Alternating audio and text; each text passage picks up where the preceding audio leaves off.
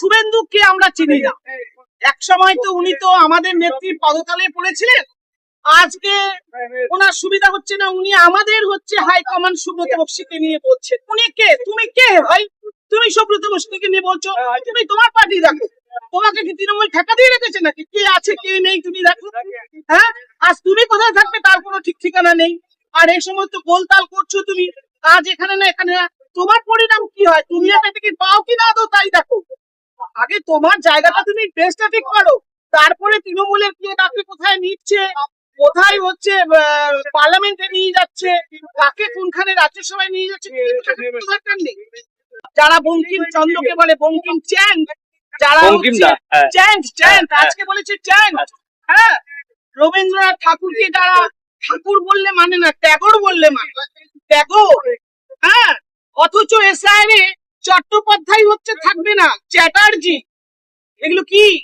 এগুলো কি? এগুলো করে যদি আলটিমেটলি আমার 200 ভোটও থাকে, 200টাই তৃণমূল কংগ্রেস, 200টাই তৃণমূল কংগ্রেস।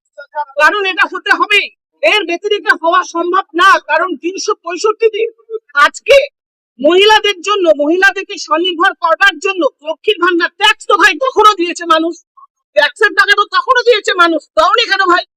দাওনি কেন?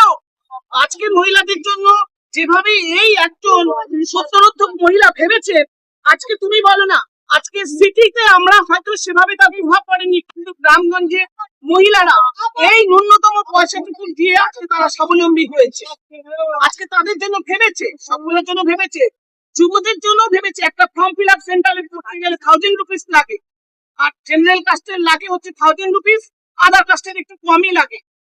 অন্তত পক্ষে সে তো এইটুকু কাজ তো করতে পারবে, তার ট্রাভেলিং চার্জটা তো উঠবে। তো সেটা নিয়েও তোমরা কটাক্ষ করছো ভাই। তোমরা এত কটাক্ষ করছো যে কাজ করবে কখন? কাজ করবেও না, করতেও দেবে না, যাই করবে তাতেই সমালোচনা করবে। এইভাবে বাংলাকে দখল করা যাচ্ছে।